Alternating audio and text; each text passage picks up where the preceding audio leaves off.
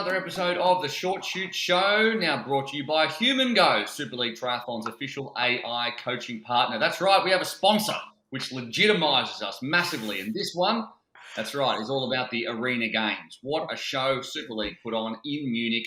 Plenty to dissect as we look towards London coming up on Saturday. Basically, the whole commentary team joins me right now on this episode, as they just about always do. In order of how long it's probably been since they ate fast food, Tim Don, Annie Emmerson, and way out in front, Chris McCormack joins us on this episode once again. Team, how are we going? What's this week brought? Macca, you nearly were too late for the podcast recording, mate. What have you been doing all day? I've been adjusting the time with this daylight savings. That's why I missed it. I never realised the time change. But yeah, it's Easter Friday here, so spent the day with the family and the kids, and yeah, it was good. Nice and chilled. And the sun's out finally in Sydney. So. Yeah, it is. Oh, how good that, finally. And I can see you've got the tight shirt on too, so that's always a sign. I'm about to go running. About to go for a run, you know? All inspired after the Arena Games. Yeah, right. A 4 kilometre run. No, a 1 kilometre run. That's good on you. 3. Well done. What about you, Annie Emmerson? How are you? Oh, top form. Oh, my God. Buzzing from last weekend. And just like Macca, I've been inspired. I've been swimming. I've been biking, running, everything. Yeah, it's good. And it's also Easter Friday here too, Macca. You know, just where you said it was like Easter Friday there, like it was only Easter Friday in Australia. You're just waking up to it. We've had it. Okay, fair enough. Okay. Australia's always been ahead of everyone else. That's it. We celebrate everything first. Macca's already half a dozen chocolate eggs deep by this stage on Easter Friday. You've got all that ahead of you. And Tim, that's a lovely couch. What's the situation with you, mate?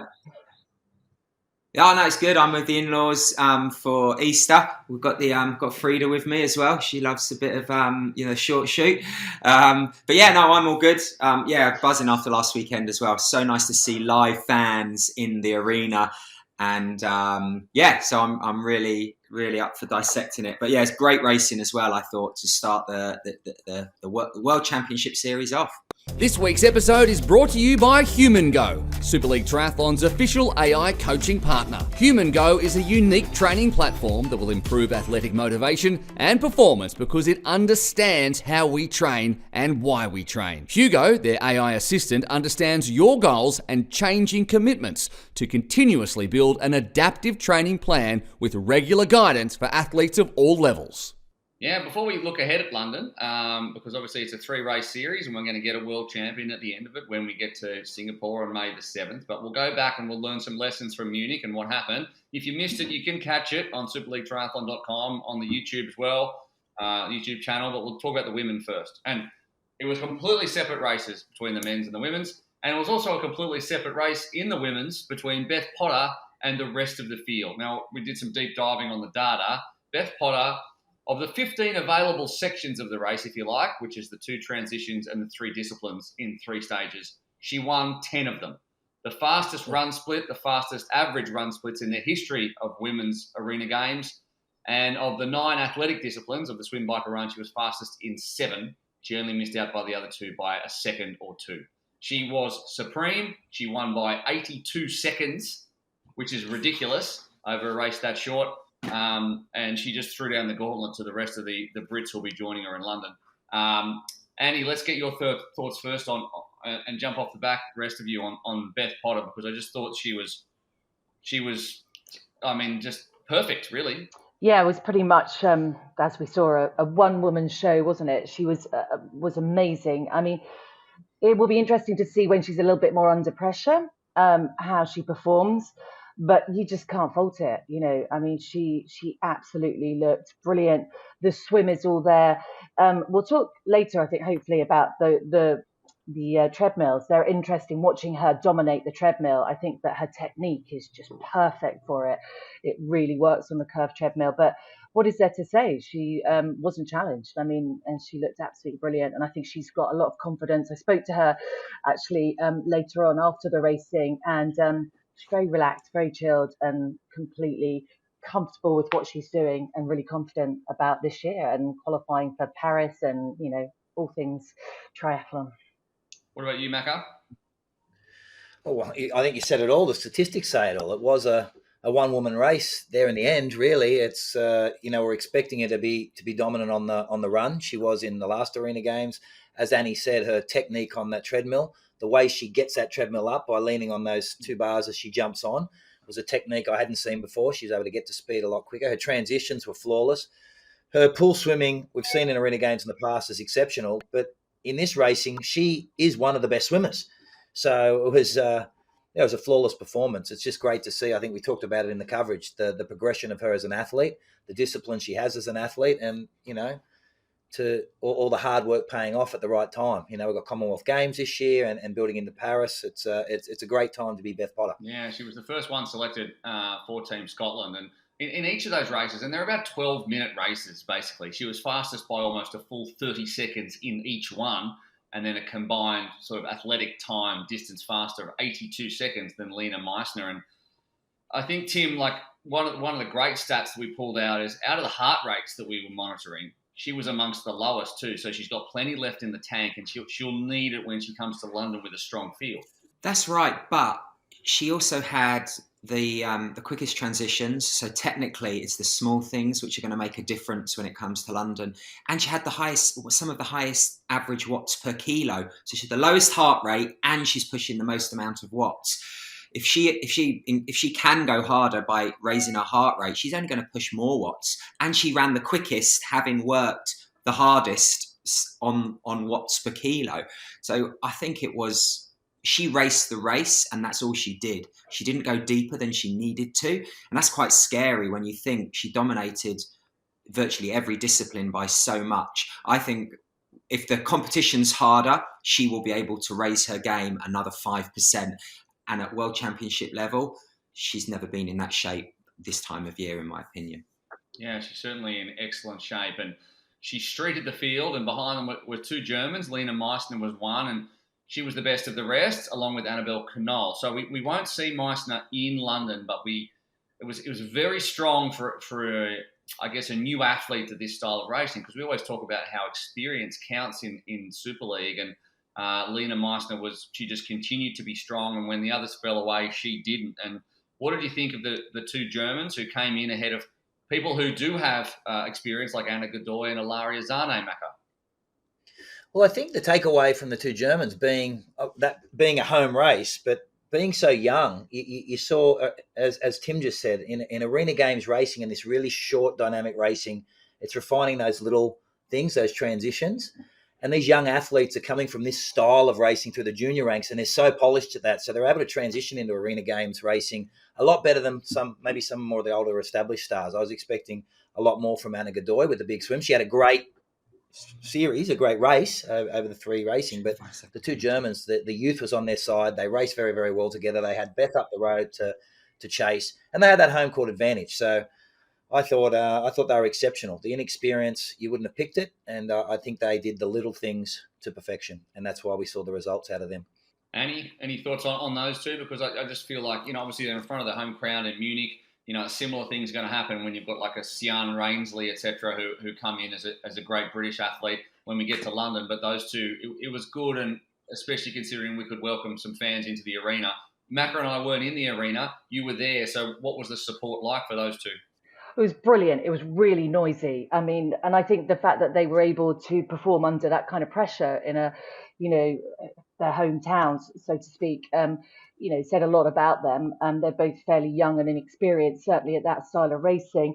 It was just brilliant to have the crowds there. And I think you mentioned Anna as well. I mean, Anna had a 5-second penalty for not putting her swim stuff in the box. So that could have been different. She swam really, really well.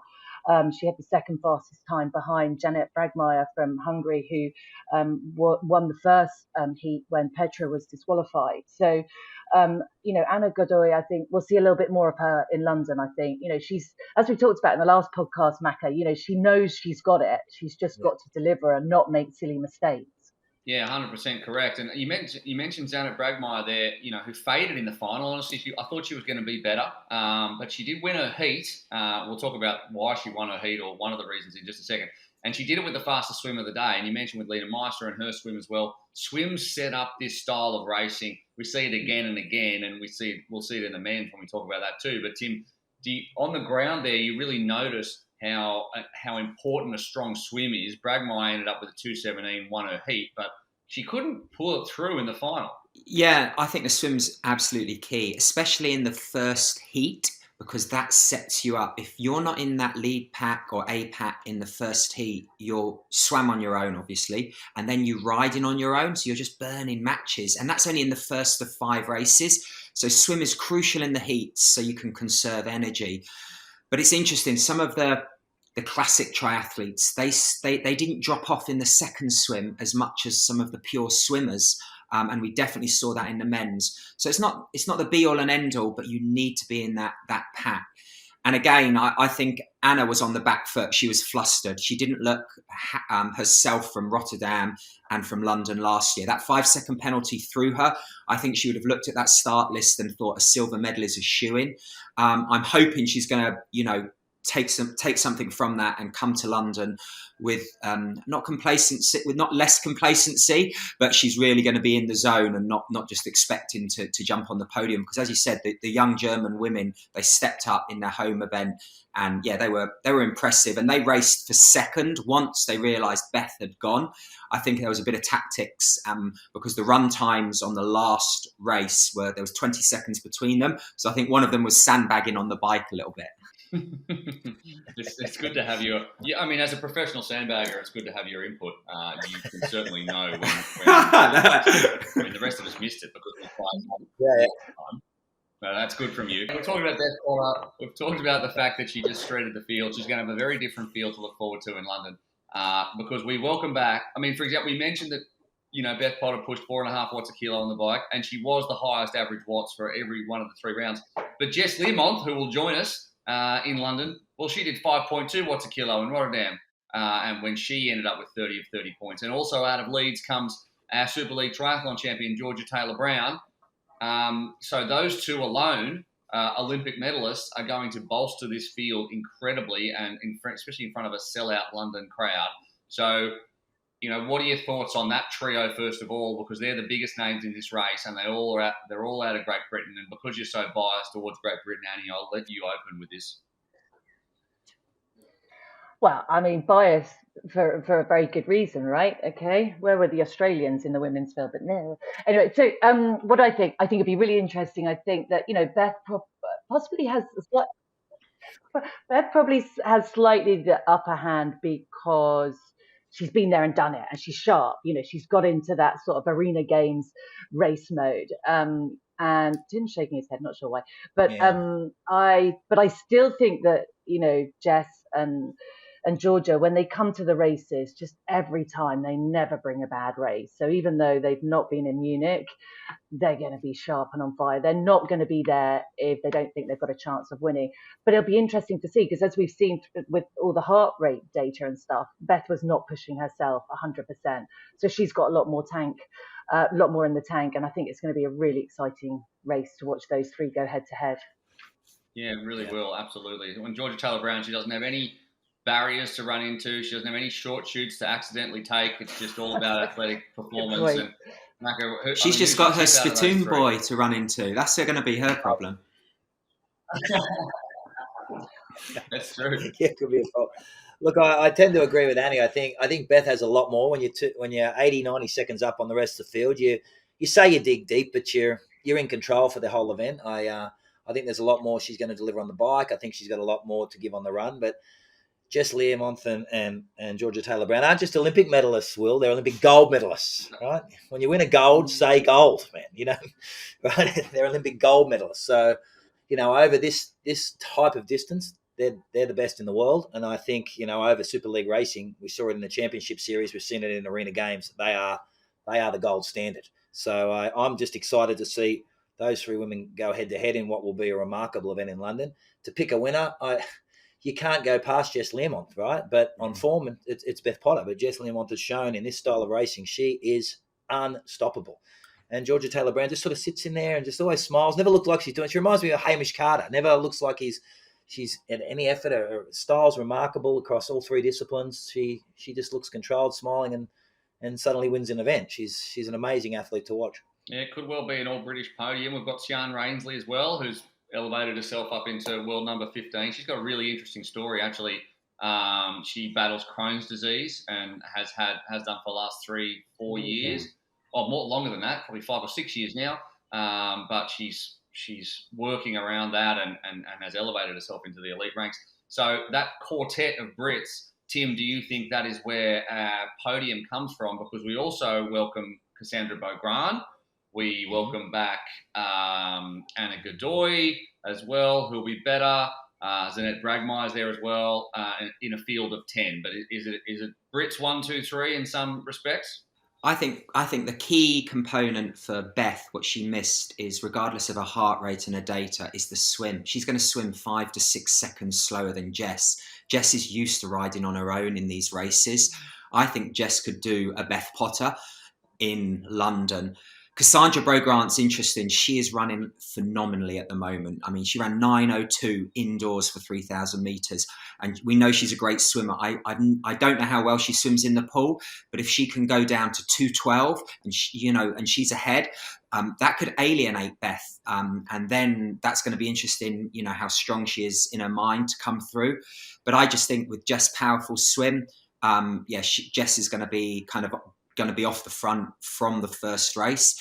And there's no tactics in this race for Jess. And I think she hates tactics. She hates sea swims, the intricacies. She just likes pure hurting herself. And that is what she did in every Arena Games that she raced in last year in Rotterdam. So it's going to be interesting how the other women step up. But then Beth's got the form. She's won the ETU Cup. Now she's just won the Arena Games. But I think Jess is going to be hard to beat. I think the wild card is Cassandra Beaugrand. She's got an English boyfriend now who's moved back to England, moved back to Loughborough, trains where I train. So I've seen her a few times in and out. So this is an adopted home crowd for her as well. She's English then. What Tim's saying is Cassandra's no longer French, she's English. So now she's good. Basically, she's English, yeah. She likes the roast beef. The roast beef is amazing. But the one thing with Cassandra, I tend to agree.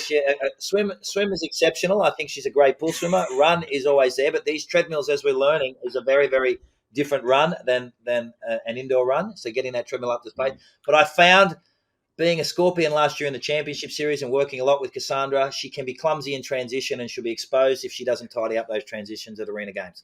She'll be there. She has to have quick transitions. And she wasn't last year during the Championship Series. So, well, one man, we'll move on to the men's now. And one man who, delivered on better transitions and that delivered him the race was Aurélien Raphael, who he was still in the middle of the pack when it came to transition time. Once we crunched the numbers after the race, he wasn't the fastest, but he no longer was the slowest.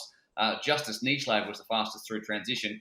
But Raphael was athletically number one. So in the swim, bike and run alone, he was number one, 6 seconds ahead of Max Stapley anyway in the end. But if you remember, in Rotterdam, he wasn't too bad either, Raphael, but he lost 20 seconds to Alex Yee and Martin Van Riel in transition. So transition, a crucial part of it.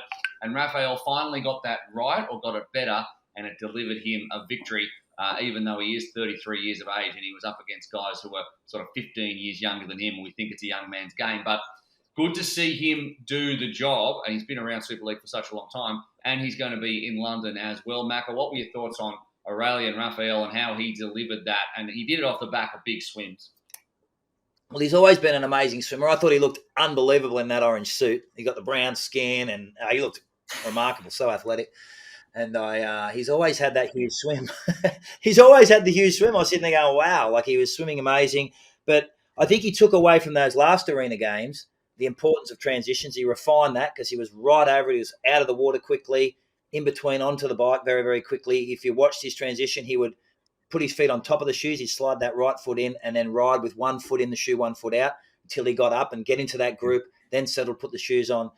I thought he was remarkable. I think he's going to be very, very tough to beat for the whole series. I think he's targeted this.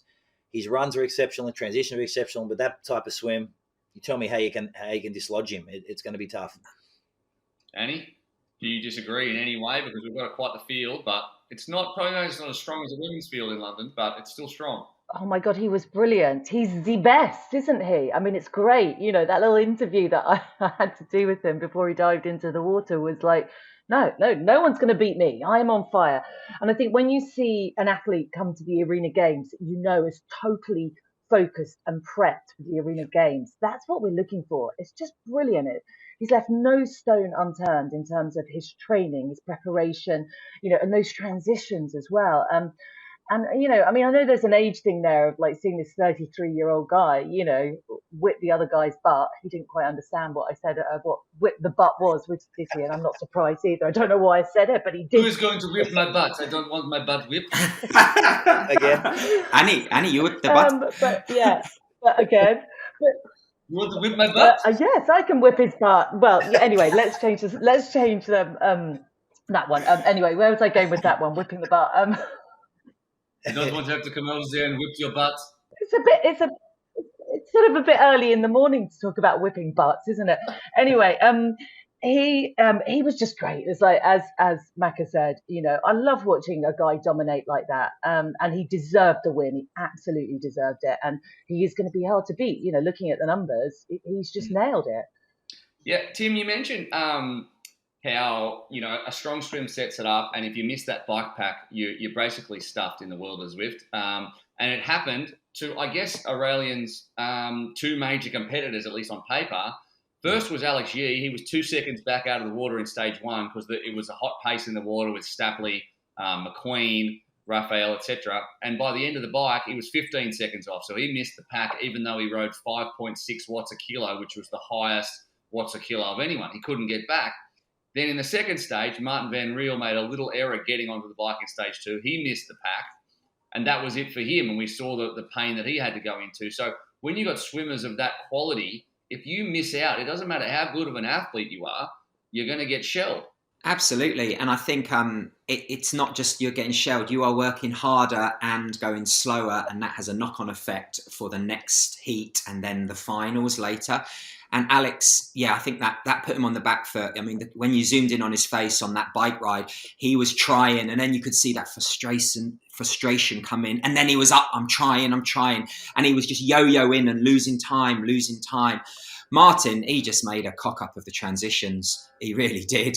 That's just unacceptable. With his caliber of athlete, he knows how important it is. And I don't even think he's turning up to London. I think he's decided not to come to London. So that's a bit of a shame. But I do think Alex is in Boston at the moment as well. So again, at the Boston Marathon, I hope he's not doing too much this week because, as you said, Raphael, he was absolutely fantastic. And he is, when one athlete prepares for this with his caliber, everyone else is in so much trouble. I know he got the trundle wheel out a couple of weeks ago and he was measuring reps. That is how specific. And when you're training specifically for this with his awesome, there's world champion written all over him. He's that good.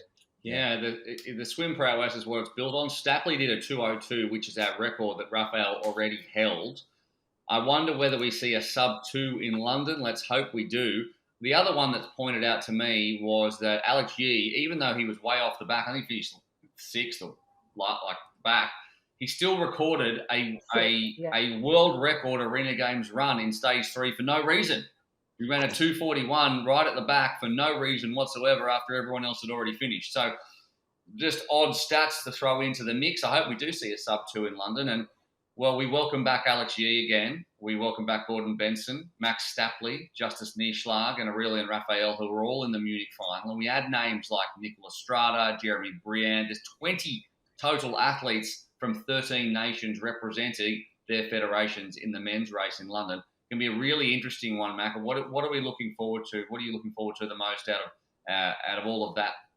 Look, I enjoy the swims, right? I enjoy these swim times. Like 2:02, man. Like it's some serious swimming. Like it blows me away that they're dropping these times, and there's not just one or two of them.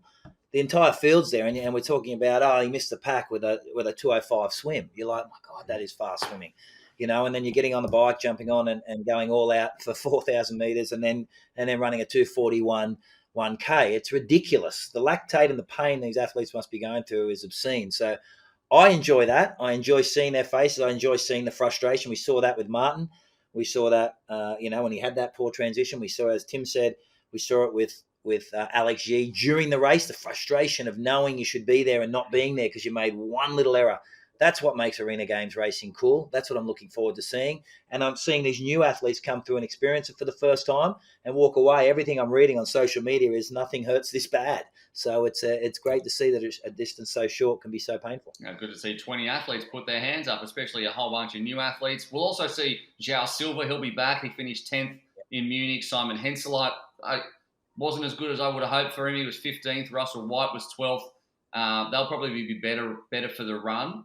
And, what we saw, Annie, in Munich was the top 5. We talk about Aurelien Raphael and how dominant he was. But in the end, it could have come to any of 5 different athletes. The top 5 finished within 14 seconds of each other. So it's not as if he streeted everyone. And now you've got guys that have already had a race. Are we going to see that kind of close racing again? And what are you looking forward to in London? I think it's going to be a tight race in both the men's and the women's. Without a doubt, absolutely, nothing's going to change. It's going to be super close. I was really fortunate to meet Max Stapley. Have you guys come across him? So he's such a chatterbox. So I met him in the airport, and we were chatting away. You do realise that he is another near Brit because he now lives in Leeds and he's going out with Kate Wall.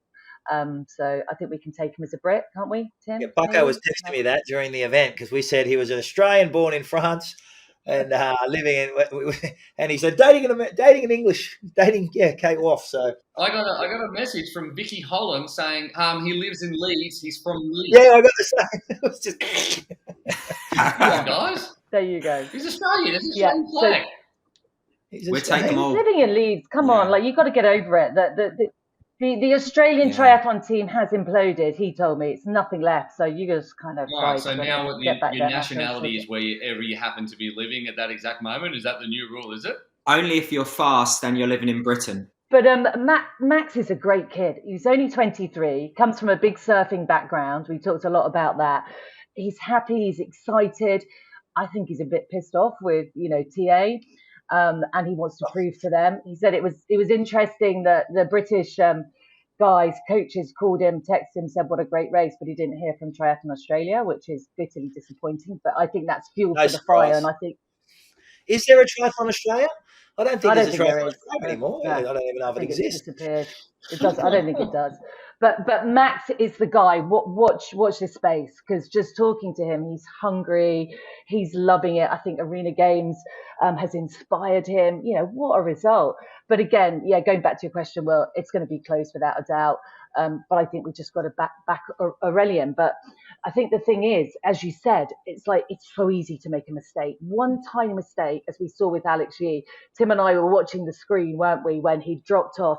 At one point, he'd got to within about just under 3 seconds on the bike. But that tiny sort of 2 seconds lost in the swim just screwed him, really.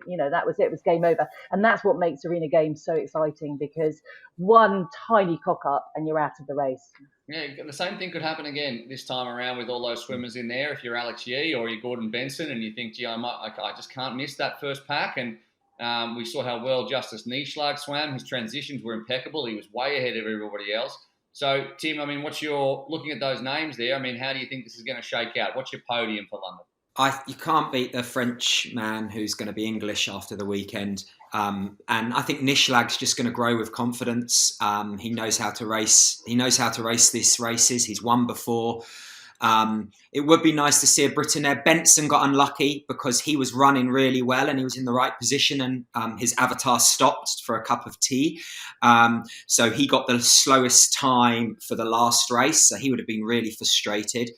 One thing I think all the coaches will be looking at, not the athletes. Alex Yee swam 6 seconds quicker than last year over 200 metres. When we go open water, everyone be prepared for a much better swimming Alex. That is absolutely a massive improvement. But that's not going to help him in London. I think we're going to see a similar podium. I really do. But I think it's going to be closer. And it's great when it comes down to that sprint finish. It really is. It really is, and it's going to be a packed house at the Olympic Stadium, Olympic Aquatic Centre in London, in Stratford. It's going to be fantastic to watch. I cannot wait to get there and call it with Macca. You guys enjoy it from on the ground as well. Thank you so much for joining us in the Short Chute Show, and we'll see you for the next one.